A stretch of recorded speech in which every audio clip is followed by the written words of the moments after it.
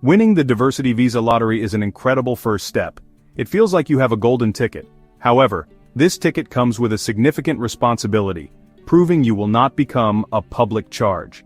This is a legal term for someone likely to become primarily dependent on the government for subsistence. The U.S. government wants to ensure new immigrants can support themselves financially and not immediately rely on public cash assistance or long-term institutional care. It's important to know this rule doesn't mean you can never use services like public schools or emergency medical care. The focus is specifically on certain cash-based benefits. This rule is applied during your green card interview at a U.S. embassy. A consular officer will make a forward-looking determination, trying to predict if you are likely to become a public charge in the future. This isn't about your past, but your potential to be self-sufficient in America. Failing to convince the officer can lead to a visa denial. The officer will look at the totality of your circumstances. This comprehensive assessment includes your age, health, family status, education, skills, assets, and whether you have a sponsor. They are evaluating your ability to stand on your own 2 feet. While the lottery win opens the door, your financial preparedness is the key that unlocks it. Think of the interview as a financial stress test. You must demonstrate a realistic plan with concrete proof. Simply saying, "I will find a job," is not enough. The officer will scrutinize your bank statements, job offers, and other assets. You must show enough funds to support yourself during the initial settling period. A visa denial on public charge grounds is very difficult to overcome. The decision is based on the evidence you present at that moment. You won't get a second chance, so be over-prepared. A strong, clear financial portfolio signals to the officer that you are resourceful, responsible, and ready to contribute to your new community. Many DV lottery winners have a common misconception. They believe the U.S. government will provide financial assistance for their move. This is completely untrue. Winning the lottery only gives you the chance to apply for a green card. It does not include financial aid, it does not include sponsorship, it does not include a support package.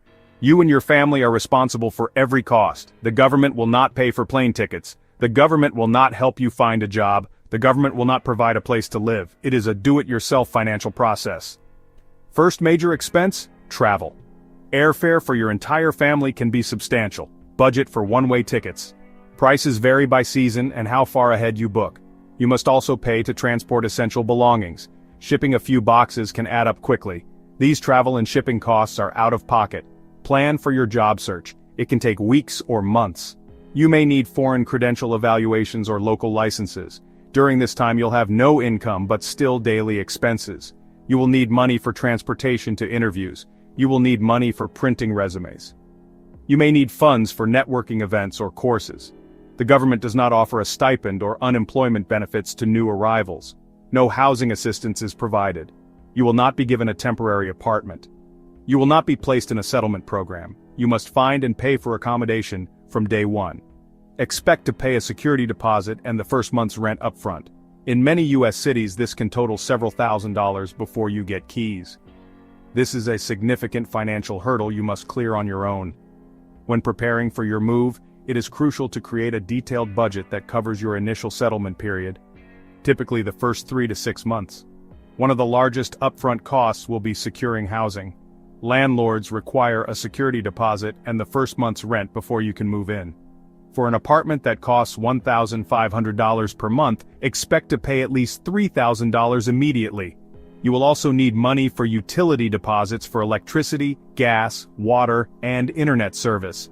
These initial housing costs can quickly deplete your savings if unprepared. Beyond housing, budget for basic household necessities.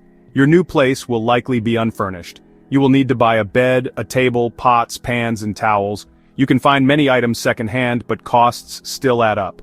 You will need furniture, kitchen supplies, cleaning products, and other essentials. Furnishing a small apartment, even used, could cost $1,000, $2,000 or more. These are fundamentals, not luxuries.